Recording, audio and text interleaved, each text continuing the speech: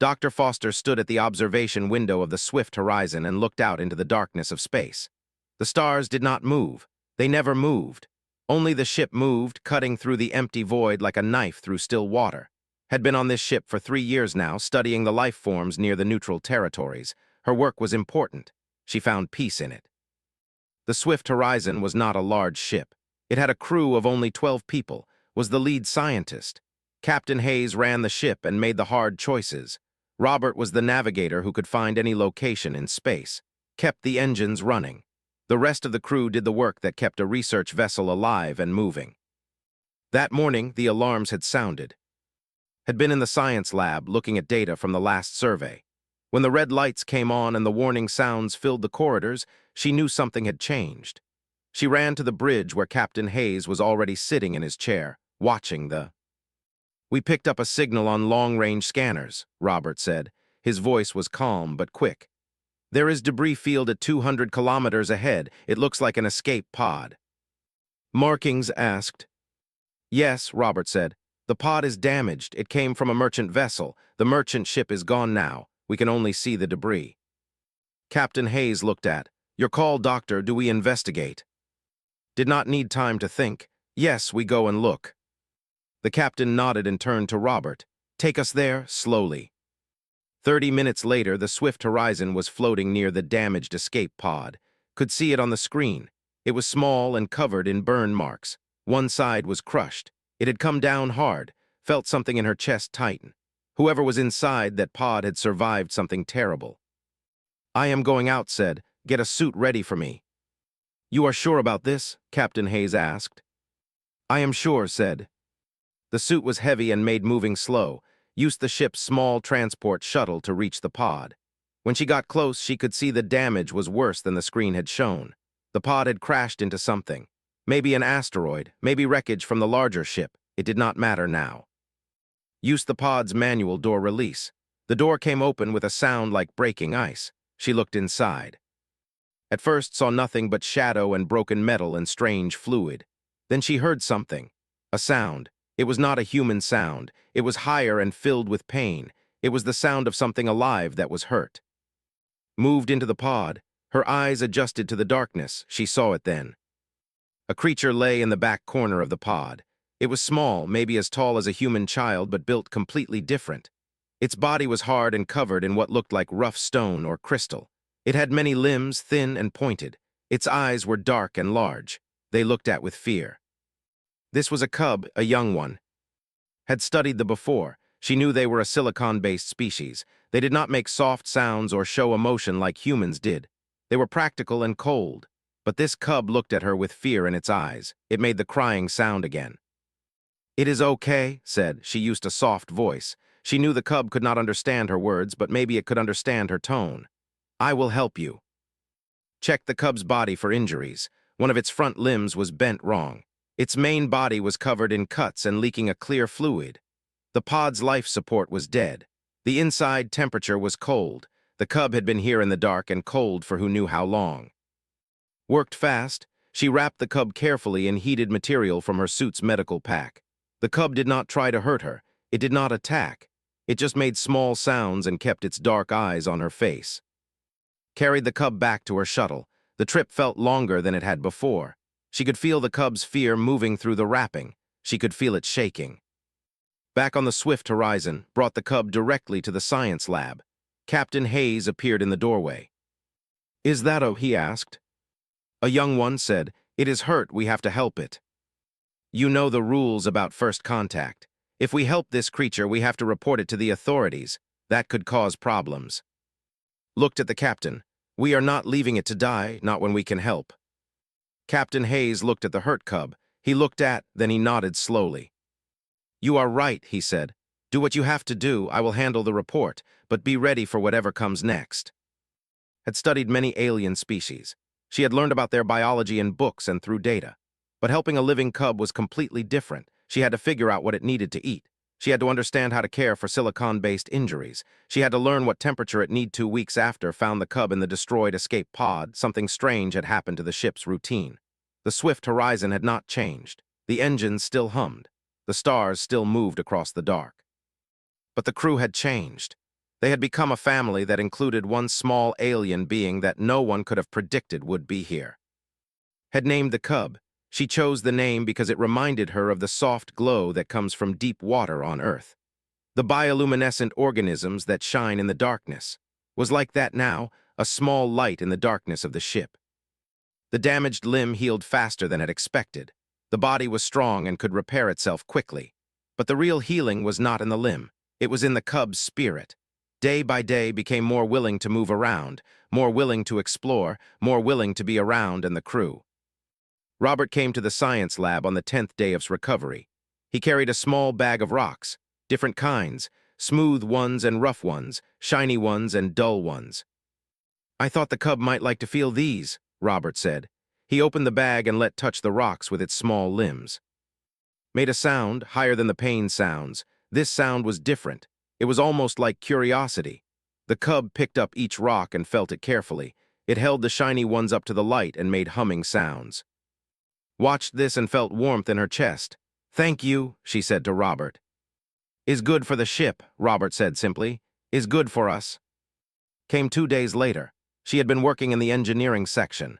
She brought strange shapes she had made from ship materials. Soft wrapping that would not hurt the cub. Barriers that could create a safe space for to move. "I made a small area where the cub can explore," said. "It is warm and safe, needs to move around more to get stronger."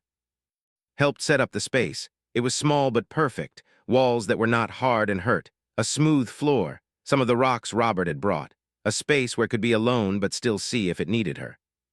The crew was taking care of the cub together. They had made a choice without talking about it. Was not just responsibility anymore, was part of the ship, part of the family. Every night came to sit within the small, safe space. She would read stories from her personal library. Stories about Earth and animals and adventures. Could not understand the words, but the cub seemed to understand the feeling of the words. The sound and rhythm. Read about a mother bear protecting her cubs from danger.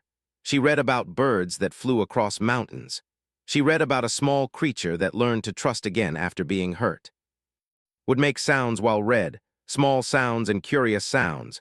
Sometimes the cub would reach out and touch face gently. Understood that these were the touches of something learning to trust, learning to feel safe. On the 15th day did something new. She held clothes the way she held it when it was hurt and scared. But this time was not sick, this time was learning. "This is Mama," said, pointing to herself. "I am your Mama now, this is what Mama does, Mama keeps you safe, Mama loves you." Repeated the word many times. "Mama, Mama, I am Mama." The cub made a sound, a new sound that had not heard before. It was not the pain sound, it was not the curious sound. It was something between those two things. Kept saying the word as she held, she said it softly and with feeling. The word Mama became part of the rhythm of their time together. Every feeding time would say it. Every night when was scared would say it. "I am your Mama's." Days passed, the cub grew stronger. Its movements became more sure. It became bolder in exploring the safe space had made. But whenever left would make searching sounds. When came back, the cub would move toward her quickly. Captain Hayes watched from the doorway one time as was sitting with. The cub was holding her hand with one of its small pointed limbs. Gently, carefully. "This is something I never expected," the captain said. "What is?" asked. "This," he said, looking at and the cub together. "A human and a being family. I did not think such a thing was possible." "Looked down at, neither did I," she said. On the 18th day, something happened that made everything change. Was in the science lab doing a scan to check's health. The cub was strong now, almost completely healed. Moved the scanner across body and spoke softly about what she was doing. "This does not hurt," said. "I am just looking at you, making sure you are healthy and strong, you are safe with me." Paused the scanner and looked its dark eyes. "I am your Mama," she said, the words coming naturally now. The words that had become true in a way had not known was possible. "You are my baby now, my cub, and I will always keep you safe." The cub made a sound. It was clear and different from anything it had made before. It was not a random sound or a feeling sound. It had shape and structure. It had meaning. The translation matrix on its wrist came to life. The system converted the sound into human language. 3 letters appeared on her screen. "Mama." Mama had said the word that had taught her. The word that had started as a name for a role, for a relationship. Now it was a word of connection, of understanding, of family. Froze, the world around her went quiet. The hum of the ship's engines seemed to fade away. The stars outside the window seemed to hold still. The cub was not just surviving anymore. The cub was not just healing. The cub had chosen. It had made the choice to call mother, in a language that could understand. With a clarity that left no doubt, woke on the morning of the third day to find Captain Hayes waiting outside her quarters. His face was serious in a way that told something had changed, something that she would not want to hear. "We received a priority distress signal from the Colonial Authority," Hayes said. "2 hours ago. They have been searching for the escape pod that came from. They know their ship was damaged in this sector. They are sending a recovery vessel." Did not speak. She understood the words the captain had said, but they seemed to come from very far away. "The vessel is called the Stone Breaker," Hayes continued. "It will arrive here in 24 hours. They are clear. They want their property returned. Failure to give them the cub will be considered theft of resources. It will be considered a violation of the trade agreement between our species." Moved past the captain and walked to the observation window. She could see the endless dark of space, the stars that never moved, the vast nothing between worlds. "They do not understand what is," said. "No," Hayes agreed. "They do not. To them is a cub, a young of their species, resources, property." "Is a person," said. "I know," Hayes said. Turned to face the captain. "We cannot give back. If we do, the cub will be alone again. The do not show affection the way humans do, will not understand why its mama abandoned it." Hayes moved to stand beside at the window. "Then we have 24 hours to find another way." Went to immediately. The cub was in the safe space that had made. It was playing with the rocks that Robert had brought. When saw, it made happy sounds and moved toward her quickly. Held the cub and tried not to show her fear. Could feel what humans felt. The cub would sense if was afraid. "We are going to solve this," whispered to, "I promise you." Called a meeting in the main conference room. All the crew came, told them everything, about the signal, about the stone breaker coming, about what would happen if they gave back. Robert spoke first. "We cannot send the cub away, is one of us now." "The law is clear," said, "but human law is clear too. We can fight them." Captain Hayes looked at each member of the crew. "Does everyone agree? Are we doing this? Are we saying no to the Colonial Authority?" The crew said yes, every single person, no hesitation. Felt strength move through her. This was her family. This was why humans were different from other species. Humans protected their young, all their young, even the ones that came from different worlds. "There is a way," said. "I will speak to them directly. I will make them understand. I will show them that needs to stay with me." Spent the next 6 hours preparing. She gathered all the data about its recovery, the medical scans, the behavioral changes, the learning progress. Most importantly, she gathered the recording of saying "Mama." She gathered video of the cub with Robert, with the crew. She created a presentation that showed not a thing or a resource. It showed a person, a young being that had learned to trust, a young being that had learned to feel safe, a young being that would break if taken away from the only family it had. When was ready, Captain Hayes sent a communication to the Stone Breaker. He said that the Swift Horizon had recovered a cub and would like to speak with the Colonial Authority about the cub's future. The wait was long, sat with and tried to stay calm. The cub made small, curious sounds, did not know that its entire future was being decided, only knew that was there. Finally, a communication came back. The Colonial Authority would speak with Dr. Foster, 1 hour, on direct visual channel. Sat in the communication chamber. They appeared on the screen. They were large and made of crystal and hard material. Their voices were strange and harsh. They did not look at with interest. They looked at her with impatience. "The cub," said the authority. "You will return it. This is not negotiable." "Please," said, "listen to what I have to show you." Started the presentation. She showed them the damaged escape pod. She showed them alone and hurt and scared. She showed them the first days of recovery. The pain, the cold. Then she showed them the change, beginning to trust, exploring, learning. She showed them the video of saying, "Mama." "The cub has formed an attachment," explained. "A bond. If you take away, the cub will suffer severe psychological trauma, will not understand why its primary caregiver abandoned it. The cub will not recover well." They did not respond. They did not move. They did not show any feeling. Pushed forward. Among my species, we have a responsibility to vulnerable young beings. We do not take care of them because it is logical. We do it because they matter to us, because they have value as individuals, not as resources. Has learned this. Has learned that it matters, that it is loved. If you take the cub now, you will undo all of that learning. You will teach that nothing matters, that connections are worthless. Still, they did not respond. Stood up. I am asking you as one intelligent species to another. Let's stay with me. I will give the cub a complete education in language and culture. I will help understand its own species completely, but let the cub stay with the ones who love it. When it is old enough to understand, the cub can choose to reconnect with society. The cub can choose to go home, but let have time to grow strong first. Let have time to know that it is safe. The on the screen seemed to look at each other, though they did not speak. Finally, the one who had spoken before moved closer to the screen. What you describe, they said, contradicts everything we have been told about human behavior.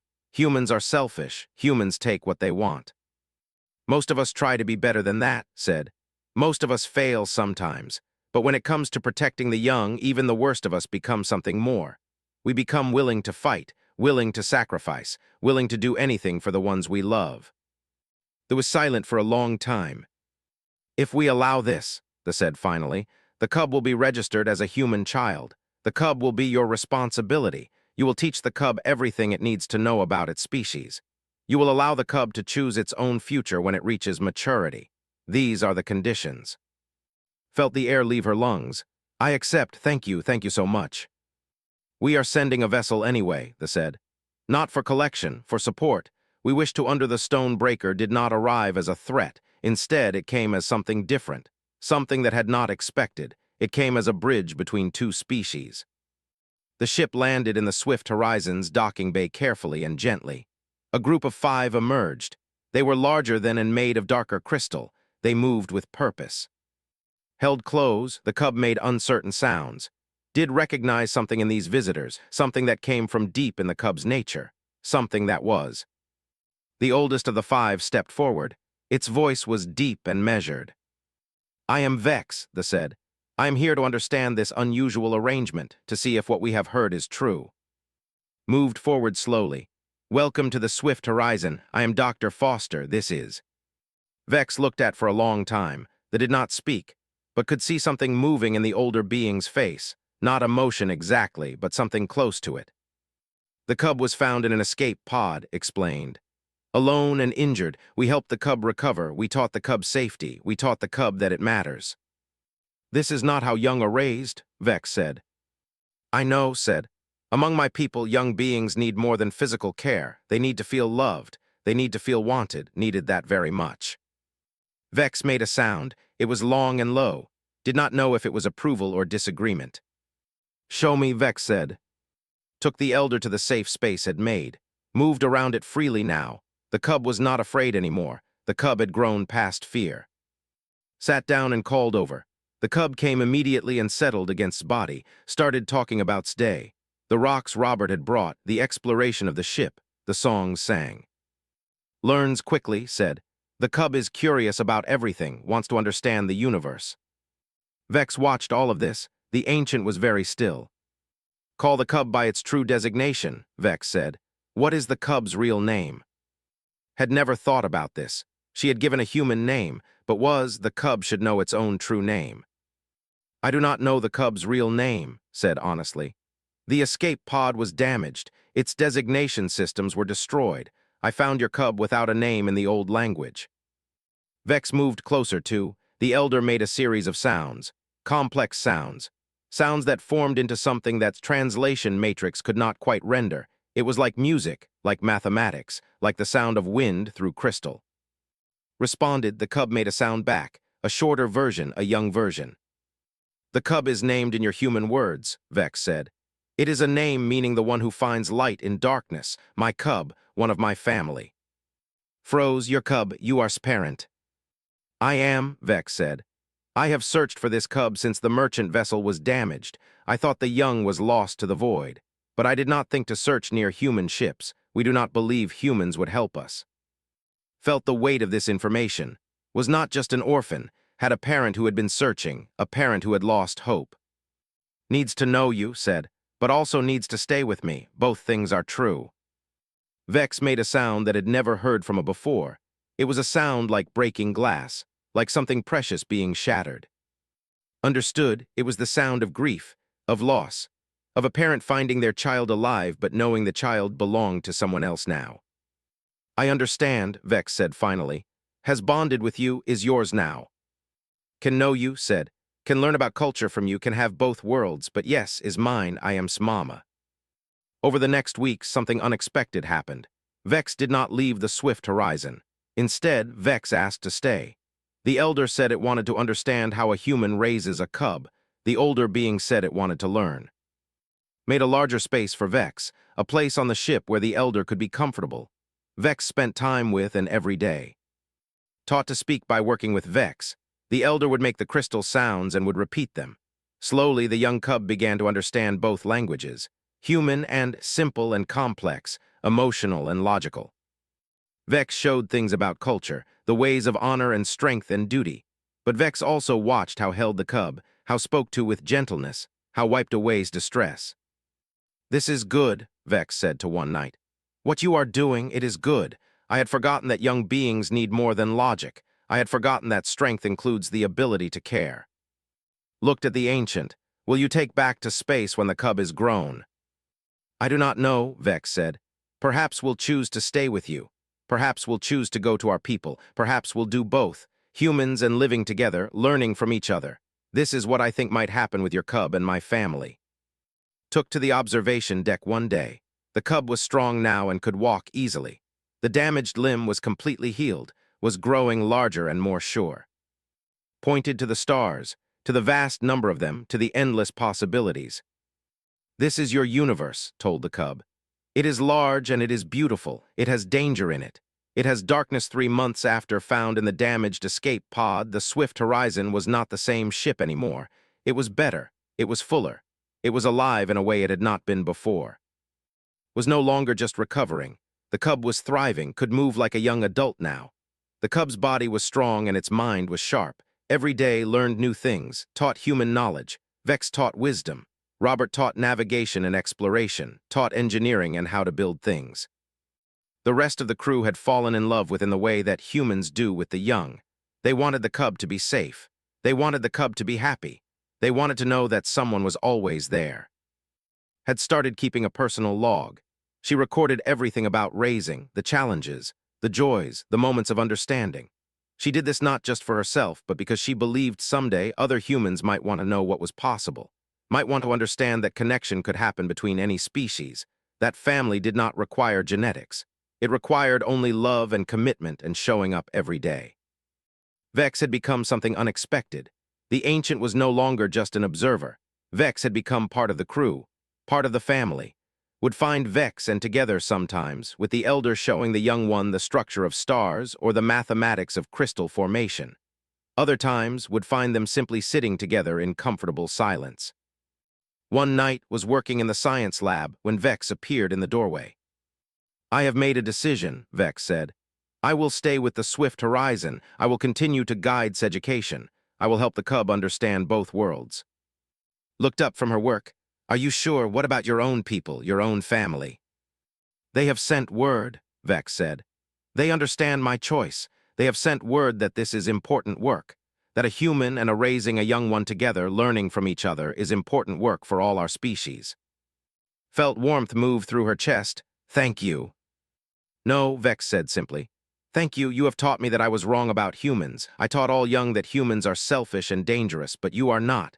You are brave. You are willing to care for someone completely different from yourself. This is rare. This is valuable.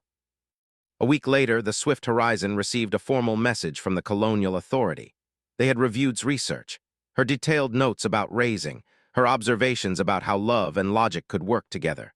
The authority wanted to establish a program. They wanted human scientists and elders to work together. They wanted to explore what happened when two completely different species agreed to care for the young of the other. It was not something that would happen quickly. It would take time and patience and many failures, but it was a beginning.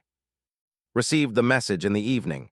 She read it 3 times to make sure she understood. Then she went to find. The cub was in the observation deck with Captain Hayes.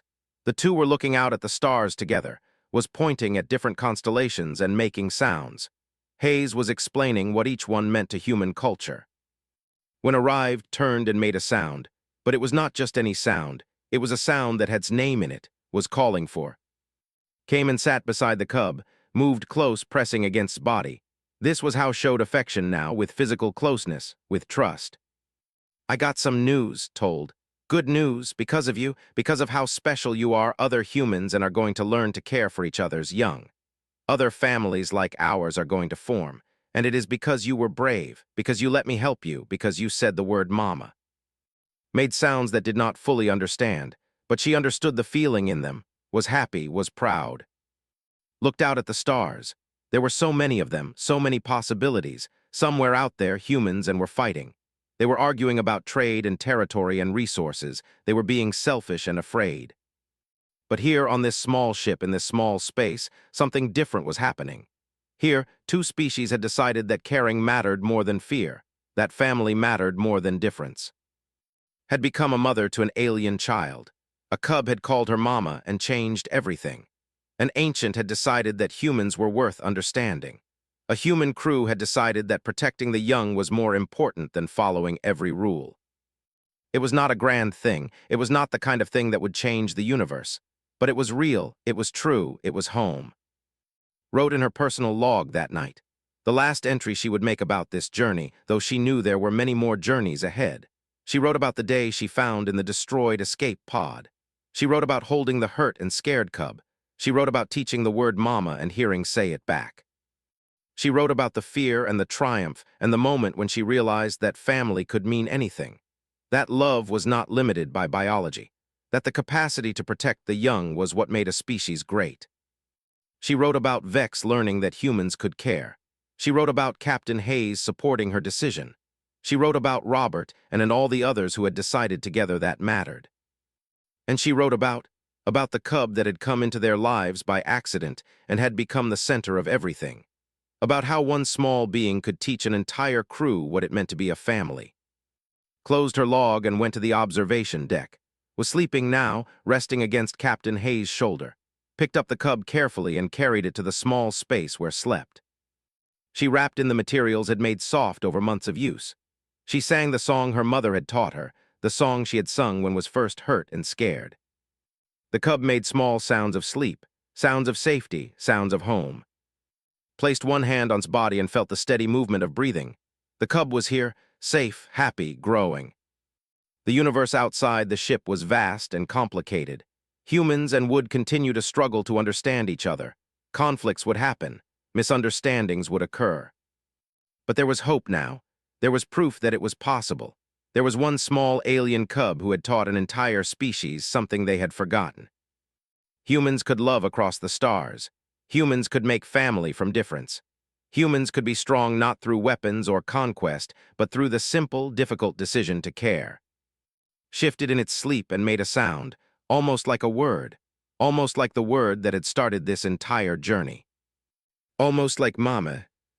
Sat with her cub and watched the stars move. They were heading toward new systems now, toward new discoveries, toward new possibilities. And knew that whatever came next, whatever challenges and joys waited in the darkness ahead, she would face them with by her side. They were family, that was enough, that was everything. But it also has family, it has people who love you, it has home.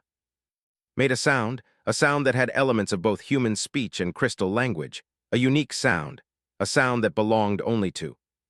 The cub reached out and touched its face gently. The touch was not the touch of something young anymore. It was becoming the touch of something that understood, something that was learning to protect the person who had protected it. Understood something in that moment. She understood that was not learning to be human, and was not just learning to be either, was learning to be something new, a bridge, a connection between worlds. And was honored to be the one teaching what that meant. Stand how a human raises a cub. This is new knowledge for us. Perhaps it is knowledge we need. The communication ended, sat alone in the chamber, the weight of everything lifted from her shoulders all at once. She could not stand. She could only sit and breathe. Was hers, the cub was safe. The family would stay together. When came back to the science lab, the entire crew was there. They had heard the communication through the ship system. They were standing together, waiting. Looked at them all. She looked at and Robert and all the others. She looked at who was making happy sounds and moving toward her. "We did it," said simply. "Stays, our family stays together." Felt something break inside her chest, but it was not breaking apart. It was breaking open. A feeling so large and so true that she could not hold it in anymore. She held close and the tears came. Not the small tears of a moment. The tears of a person whose life had suddenly made complete sense. A person who had been looking for something and finally found it. Tilted its head. The cub did not understand why it was leaking water. The cub did not understand why it was making sounds of distress while holding it close with love. 2. This moment was joy. This moment was finding home. This moment was the answer to every fear that had come from the destroyed pod and the cold darkness. The cub tried to copy. It produced its own clear fluid from the corners of its eyes. Tears after a fashion, not the same as tears, but the same intention, the same message. This is important, this matters, this is family. What light it needed, what made it feel safe. The first days were hard. The cub would not eat what offered. It made sounds that hurt ears. Its damaged limb needed careful attention, worked through many sleeping cycles without rest, brought her food. Robert checked on her progress, but mostly stayed with the cub. On the third day, tried something different. She held the cub close to her body. She spoke in a low voice, saying anything that came to her mind. She sang a song her mother had taught her long ago. The cub made a different sound, not the sound of pain anymore. It was a lower sound, quieter. Continued to hold it and sing.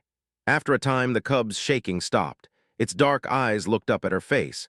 Saw something change in those eyes. She saw the beginning of trust. "You are going to be okay," whispered. "I promise." The cub made another small sound, and understood without words or translation that the cub believed her.